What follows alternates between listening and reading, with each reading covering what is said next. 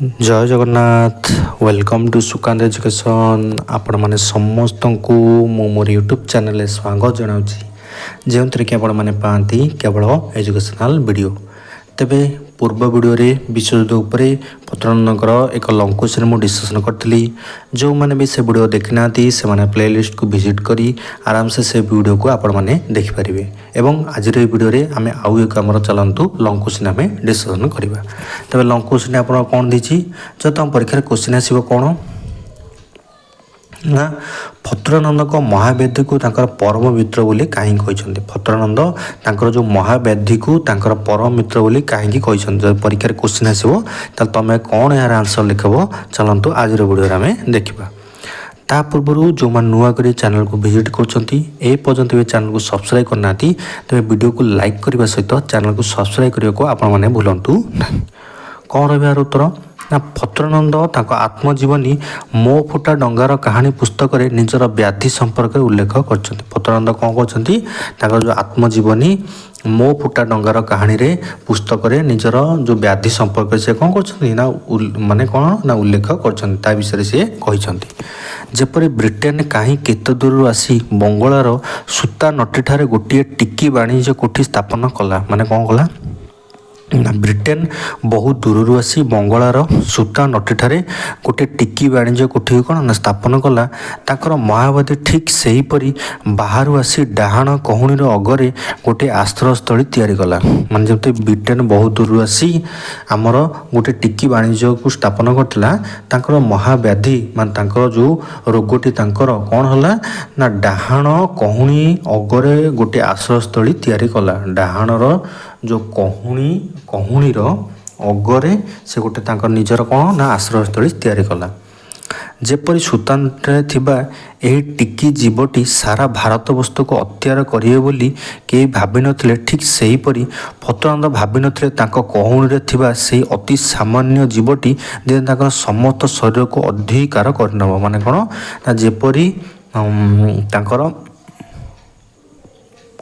कौन कहुछी जेपरी सूता नटरू जो छोटिया जीवटी आसी सारा भारत अत्याचार करिवे बोली के भाबी नथिले तांको जो कहूणीरे छोटिया व्याधिटी अच्छी तांकर पूरा शरीर को अधिकार करनब से केबे मध्ये कोन ना भाबी नथिले भारतीय मैंने से कल्पना करनथिले जे दिने यही नगण्य कीटाणु सामान्य केतोटी जीव एडे भयंकर और शक्तिमान होई समत भारत वस्तु काबू कर पकाइब फतुरानंद तिले हेले सन्देह करिपारनथिले जे दिने नगण्य कीटाणु तांको कहूनी को चारिआडे व्यापी जाए एक भयंकर होई पड़ियो माने भारतीय मैंने जितेबाला से विषय एत अनुमान करनथिले ठीक सेहीपरि तांको कहूनी जो छोटिया व्याधिटी होइतिला से एते भयंकर होइजियो बोली मध्ये कोन ना फतुरानंद केबे भी भाभी नथिले भारत मानक अज्ञता और दुर्बलता सुजोग नहीं ब्रिटिश लोक मैंने धीरे धीरे अजगर गिड़ा परी भारत को गिड़ी संपूर्ण गर्भसात करते माने इंग्रेज लोक मैंने जपरी भारत को तांकर अज्ञता माने आ दुर्बलतार से सुजोग नेले एवं धीरे धीरे पूरा गिड़ा को लगिले एवं पूरा गर्भसात करदे ठीक से हीपरि कौन होला फतुरानंद सहित भी है महावादी बहु वर्ष जाए से ही कहूणी चुपचाप हो रहीगला एवं फतुरानंद का हाई स्कूल जीवन तार किछि मात्र संधान पाई नथिला तांको जो कहूणी जो व्याधिटी होता जो रोगटी होता से चुपचाप रहीगला एवं हाई स्कूल पर्यंत तार किछि संधान पाई नथिले तांको पाखरे जा जानिया मध्ये कोन ना सेतळ असंभव थिला स्कूल वयसरे कोन जानिबो स्कूल मेडिकल ऑफिसर माने मध्ये ताहा मध्ये किछि जानि पारि नथिले स्कूल ऑफिसर माने जो मान थिले से माने मध्ये जो मेडिकल ऑफिसर मान थिले से माने मध्ये किछि जानि पारि नथिले हाई स्कूल जीवन शेष आड़ को तांकर बुढ़ा बापा एठाकू ठाब कर चिकित्सार बंदोबस्त करते माने कौन ना हाई स्कूल शेष आड़ की कौन होला ना तांकर बुढ़ा बापा कौन कले ताको ठाब कले एवं तार चिकित्सार बंदोबस्त सी करते कुठाश्रमर जड़े डाक्तर तांको परीक्षा करथिला एवं सेठाकर जड़े कंपाउंडर जरिया तांकर चिकित्सा मध्य करा जाइथिला सेतेबेले अवश्य कुष्ठ रोगर आजिकाली परी चिकित्सा नथिला माने कौन होइथिला कुष्ठ रोग जड़े डाक्तर तांको परीक्षा करथिला एवं कौन होला ना सेठाकर जड़े कंपाउंडर जरिया तांकर चिकित्सा करा जाइथिला सेतेबेले कौन होला ना कुष्ठ रोगर आजिकाली परी सेतेबेले कौन ना कोनोसी चिकित्सा सेतेबेले नथिला ସେ ଯାହା ହେଉ କମ୍ପାଉଣ୍ଡର ତାଙ୍କୁ ବହୁତ ଗୁଡ଼ିଏ ଇଞ୍ଜେକ୍ସନ ଦେଇଥିଲା ଏବଂ ରୋଗର ବାହ୍ୟ ଉପସର୍ଗ କିଛି ହେଲେ ତାଙ୍କ ଦେହରେ ପ୍ରକାଶ ପାଇ ନଥିଲା। ସେତେବେଳେ କମ୍ପାଉଣ୍ଡର ତାଙ୍କୁ କ'ଣ ନା ବହୁତ ଇଞ୍ଜେକ୍ସନ ଦେଇଥିଲା, କିନ୍ତୁ ସେ ରୋଗର ବାହ୍ୟ ଉପସର୍ଗ କିଛି କ'ଣ ତାଙ୍କ ଦେହରେ କୌଣସି ପ୍ରକାଶ ପାଇ ନଥିଲା। ନେକ୍ସଟ କ'ଣ ଘଟିଲା ତାଙ୍କ ସହିତ ନା ଚତୁର୍ଥ ବାର୍ଷିକ ଶ୍ରେଣୀରେ ପଢ଼ିଲା ବେଳେ ତାଙ୍କୁ ଭୀଷଣ ଭାବରେ ଟାଇଫଏଡ଼ ଆକ୍ରମଣ ହେଲା ଏବଂ ସେତେବେଳେ ଛୁଟି ଥିବାରୁ ସେ ଘରକୁ ଆସିଥିଲେ। ମାନେ କ'ଣ ଚତୁର୍ଥ ଯେତେବେଳେ ତାଙ୍କର ବାର୍ଷିକ ଶ୍ରେଣୀରେ ପଢ଼ା ହେଲା ସେତେବେଳେ ତାଙ୍କୁ କ'ଣ ନା ଭୀଷଣ ତାଙ୍କୁ ଟାଇଫଏଡ଼ ଆକ୍ରମଣ କଲା ଏବଂ ସେତେବେଳେ ଛୁଟିରେ ସେ ଥିଲେ। ତାପରେ ସେ କ'ଣ ନା ଘରେ ଆସିକି ରହିଥିଲେ। ଫତୁରାନନ୍ଦ ଏକାବେଳେ ଶଯ୍ୟାଶାୟୀ ହୋଇପଡ଼ିଲେ, ମାନେ ତାଙ୍କ ଦେହ ଏତେ ଖରାପ ହେଇଗଲା ସେ ଟୋଟାଲ ପୁରା ବେଡ଼୍ରେ ହିଁ ରହିଗଲେ। ତାଙ୍କ ଶରୀରର ପ୍ରତିରୋଧ ଶକ୍ତି ଏକାବେଳେ ଭୁଷୁଡ଼ି ପଡ଼ିଲା, ମାନେ ତାଙ୍କ ଯେଉଁ ରୋଗ ପ୍ରତିରୋଧ ଶକ୍ତି ଥାଏ ଗୋଟେ ଶରୀରରେ ସେ କ'ଣ ନା ପୁରା କମିଗଲା। ତାପରେ କ'ଣ ଘଟିଲା ଏବଂ ବ୍ୟାଧି ଦେହରେ ବିଭିନ୍ନ ସ୍ଥାନରେ ନାଲି ନାଲି ଛଉ ଭାବରେ ଆତ୍ମପ୍ରକାଶ କଲା। ତାଙ୍କ ଯେଉଁ ରୋଗଟି ସେ ଧୀରେ ଧୀରେ କ'ଣ ହେଲା ନା ନାଲି ଛଉ ରୂପରେ କ'ଣ ହେଲା ଆମର ନା ଶରୀର ବିଭିନ୍ନ ଜାଗାରେ ଦେଖାଗଲା। ଭାରତବର୍ଷର ମାନଚିତ୍ର ଯେପରି ନାଲି ରଙ୍ଗର କ୍ରମେ ବେଶୀ ବେଶୀ ରଞ୍ଜିତ ହୋଇଯାଉଥିଲା ତାଙ୍କ ଦେହ ସେହିପରି ବେଶୀ ବେଶୀ ଲାଲ ରଙ୍ଗରେ ରଞ୍ଜିତ ହେବାକୁ ଲାଗିଲା। ମାନେ ଭାରତର ମାନଚିତ୍ର ଯେମିତି ତୁମେ ଦେଖିବ ନାଲି ରଙ୍ଗରେ ବେଶ ବହୁତ ଭଲ ଭାବରେ ରଞ୍ଜିତ ହୋଇଯାଉଛି, ମାନେ ଦେଖାଯାଉଛି। ଠିକ୍ ସେହିପରି କ'ଣ ନା ଯେତିକି ନାଲି ଥିଲା ଧୀରେ ଧୀରେ ଆହୁରି ବଢ଼ିକି ସେ କ'ଣ ଆହୁରି ଅଧିକ ଗାଢ଼ ଦେଖାଗଲା। ସେତେବେଳେ ଜଣେ ଭାରତୀୟ ଶାସକ ବିବ୍ରତ ହୋଇ କିଛି କ'ଣ ନା କହି ପକାଇଲେ କ'ଣ ନା ସବ କୋଇ ଲାଲ ହୋ ଯାଏଗା। ମାନେ କ'ଣ ନା ସେତେବେଳେ ଜଣେ ଭାରତୀୟ ଶାସକ ବିବ୍ରତ ହୋଇ କ'ଣ କହି ପକାଇଲେ ନା ସବ କୋଇ ଲାଲ ହୋ ଯାଏଗା। ଅନେକ ସେତେବେଳେ ତାହା ହିଁ ତାଙ୍କ ଶରୀର ହୋଇଯାଇଥିବା ବୋଲି ସମସ୍ତେ କ'ଣ ନା ଆଶଙ୍କା ମଧ୍ୟ କଲେ। ଘରେ ତାଙ୍କର ବାପା ଏପରି ଅବସ୍ଥା ଦେଖି ସମସ୍ତେ କ'ଣ ନା ଭାଙ୍ଗି ପଡ଼ିବନି ଗୋଟେ ପୁଅଟାର ଏମିତି ଅବସ୍ଥା ଦେଖି। ମାତ୍ର ତାଙ୍କର ମନୋବଳ ଅତୁଟ ଥିଲା ଏବଂ ଶେଷ ବର୍ଷଟି ସେ ଖୁବ୍ ମନୋଯୋଗ ଦେଇ ପାଠ ପଢ଼ିଲେ ଏବଂ କୃତିତ୍ୱର ସହ ପାସ୍ କରି ଘରକୁ ଚାଲି ଆସିଲେ। ମାନେ କ'ଣ ତାଙ୍କ ମନୋବଳ ବହୁତ ଦୃଢ଼ ଥିଲା ଏବଂ ସେ ଖୁବ୍ ପରିଶ୍ରମ କଲେ ଏବଂ ଶେଷରେ କ'ଣ କଲେ ନା ଶେଷ ବର୍ଷଟି ସେ ଭଲ ଭାବରେ ପାଠ ପଢ଼ିଲେ ଏବଂ କୃତିତ୍ୱର ସହିତ ମାନେ ଭଲ ନମ୍ବର ରଖି ସେ କ'ଣ ନା ଘରକୁ ଫେରି ଆସିଲେ। ଡାକ୍ତର ବିଶ୍ୱନାଥ କରଙ୍କ ନିର୍ଦ୍ଦେଶିତ ଔଷଧ ଓ ପନ୍ଥାରେ ସେ ନିଜକୁ ଚିକିତ୍ସା କଲେ। ଜଣେ ଡାକ୍ତର ବିଶ୍ୱନାଥ କର ଥିଲେ ସେତେବେଳେ, ତାଙ୍କ ଦ୍ୱାରା ସେ ତାଙ୍କୁ ଯେଉଁ ନିର୍ଦ୍ଦେଶ ଦେଲେ, ତାଙ୍କୁ ଯେଉଁ ପ୍ରୋସେସ୍ କହିଲେ ସେ ସେଇ ପ୍ରୋସେସ୍ରେ ସେମାନେ ସେ ଯେଉଁ ହିସାବରେ ଔଷଧ କହିଲେ ଖାଇବାକୁ, ଯେଉଁ ଉପାୟ କହିଲେ ସେଇ ହିସାବରେ ସେ ନିଜକୁ କ'ଣ ନା ଚିକିତ୍ସିତ କଲେ।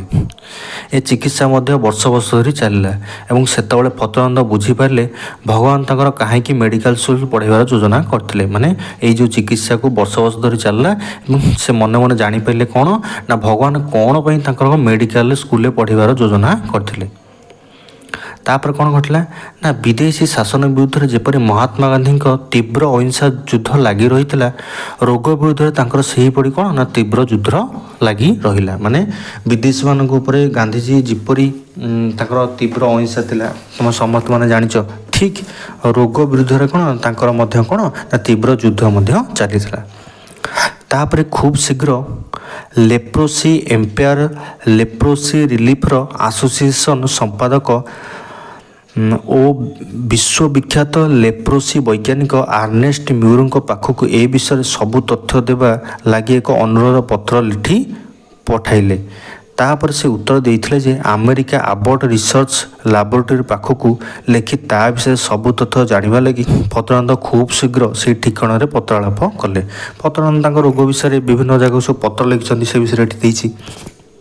ତାପରେ କ'ଣ ଘଟିଲା ସେଠାରୁ ତାଙ୍କର କ'ଣ ଉତ୍ତର ଆସିଲା, ସେ ଔଷଧ ବର୍ତ୍ତମାନ ସର୍ବସାଧାରଣ ପାଖକୁ ଛଡ଼ାଯାଇ ନାହିଁ। ମାନେ ଔଷଧ ଅଛି, ସେ ଔଷଧକୁ ବର୍ତ୍ତମାନ ଏବେ କ'ଣ ନା ସବୁ ଲୋକଙ୍କ ପାଇଁ ଛଡ଼ାଯାଇ ନାହିଁ, କାରଣ ଏଥିରେ ଗବେଷଣା ଚାଲୁ ରହିଛି ଏବଂ ଦକ୍ଷିଣ ଆଫ୍ରିକାରୁ ଏ ଔଷଧ ପରୀକ୍ଷା ସୂତ୍ରରେ ଯୋଗାଇ ଦିଆଯାଉଛି। ମାନେ କ'ଣ କରାଯାଉଛି ନା ଏଇ ଯେଉଁ ଔଷଧ ଉପରେ ଆଜି ଏପର୍ଯ୍ୟନ୍ତ ମଧ୍ୟ ଗବେଷଣା ଚାଲିଛି ଏବଂ ଦକ୍ଷିଣ ଆଫ୍ରିକାରେ ଏ ଯେଉଁ ମେଡ଼ିସିନଟି ଯୋଗାଇ ଦିଆଯାଉଛି, କିନ୍ତୁ ଏ ମେଡ଼ିସିନଟି କିପରି ଲୋକଙ୍କ ଦେହରେ କାମ କରୁଛି ସେଇ ଉଦ୍ଦେଶ୍ୟରେ ଏ ମେଡ଼ିସିନଟି ଯୋଗାଇ ଦିଆଯାଉଛି। ସେଠାରୁ ଫଳାଫଳ ରିପୋର୍ଟ ପାଇବା ପରେ ଆମେ ଭାରତବର୍ଷକୁ ତାହା ପଠାଇ ବୋଲି ସେମାନେ ଜଣାଇଲେ। ପରେ ପରେ ଔଷଧ ମଧ୍ୟ ଭିପିରେ ଆସି ପହଞ୍ଚିଗଲା ଏବଂ ଫତୁରାନନ୍ଦଙ୍କ ଘରେ ଯାଇ ଔଷଧଟିକୁ ଆରମ୍ଭ କଲେ ଏବଂ ଔଷଧର ନାମ ଥିଲା କ'ଣ ନା ଡାୟସେନ୍। ସେମାନେ ଯେଉଁ ଔଷଧ ଆରମ୍ଭ କଲେ ସେ ଔଷଧର ନାମ ଥିଲା କ'ଣ ନା ଡାୟସେନ୍। ସେ ଔଷଧ ବ୍ୟବହାର କରିବା ପରେ ସମ୍ପୂର୍ଣ୍ଣ ସେ କ'ଣ ନା ସୁସ୍ଥ ହୋଇଗଲେ ଏବଂ ସମସ୍ତେ ମଧ୍ୟ ଏହା ଦେଖି କ'ଣ ନା ଆଶ୍ଚର୍ଯ୍ୟ ମଧ୍ୟ ହୋଇଗଲେ। ବହୁ ଲୋକ ଆସି ଫତରାନନ୍ଦଙ୍କ ପାଖରେ ପହଞ୍ଚିଗଲେ ଏବଂ ଏକଥା ଯାଇ ଡାକ୍ତରଙ୍କ କାନରେ ମଧ୍ୟ ପଡ଼ିଲା।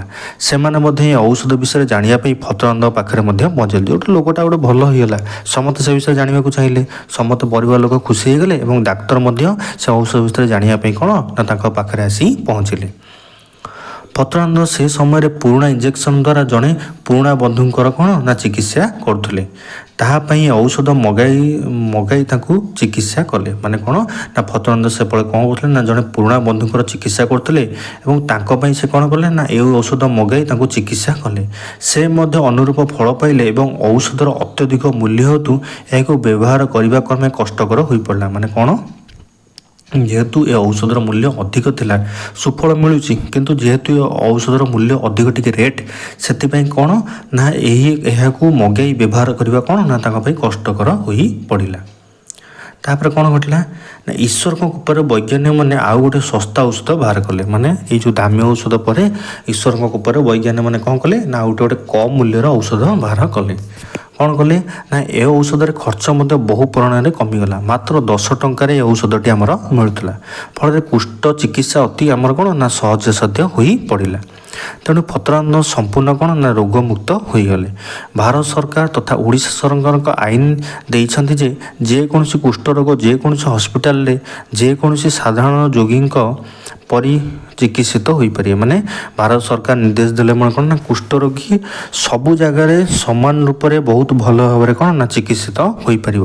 ଏବଂ ଫତରାନନ୍ଦ କେସ୍ ଦେଇଥିଲେ, ବହୁ ଲୋକ ତାଙ୍କୁ ବୁଝାଇଲେ ଏବଂ ନିଜେ ରାଜକିଶୋର ବାବୁ ଫତରାନନ୍ଦଙ୍କୁ ଭୁଲ ମାଗିବାରୁ ସେ କେସ୍ଟି ଉଠାଇ ନେଲେ। ଫତରାନନ୍ଦ ଏ ବିଷୟରେ କେସ୍ ଦେଇଥିଲେ ଏବଂ ଫତରାନନ୍ଦ କ'ଣ କଲେ ମାନେ କେସ୍ ଦେଇଥିଲେ, କିନ୍ତୁ ବହୁ ଲୋକ ଫତରାନନ୍ଦଙ୍କୁ ବୁଝାଇଲେ ଏବଂ ରାଜକିଶୋର ବାବୁ ନିଜେ ତାଙ୍କୁ ଫତରାନନ୍ଦଙ୍କୁ ଭୁଲ ମାଗିବାରୁ ସେ କେସ୍ଟିକୁ କ'ଣ ନା ଉଠାଇ ନେଲେ।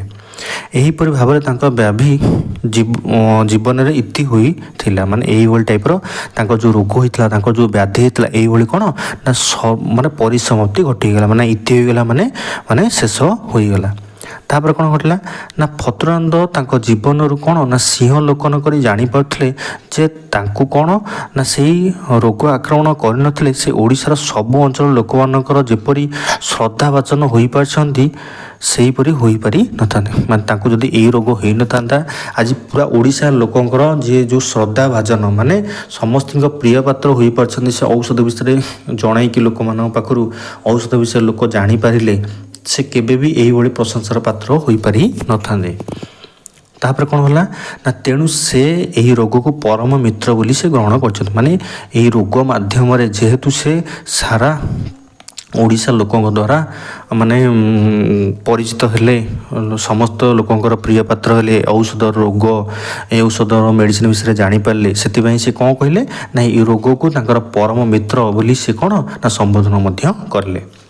এইভাবে টাইপর আপনার পরীক্ষা যদি কোশ্চিন আসব লং কোশ্চিন আপনার আরামসে লিখিপারে এবং মু আশা করছি আপনার ভিডিওটি নিশ্চয় ভাল লাগি যদি আপনার ভিডিওটি ভাল লাগুচি তো ভিডিওকে নিশ্চয় লাইক করতু নিজের সাংমান সহ সেয়ার করা সহ যদি নূয়া করে চ্যানেল ভিজিট করছেন তবে চ্যানেল সবসক্রাইব করা আপনার ভুলতু না তবে মু রহুছি আপনার সহ পুଣି দেখা হব সে পর্যন্ত মধ্যে বিদায় দিয়ন্তু ধন্যবাদ।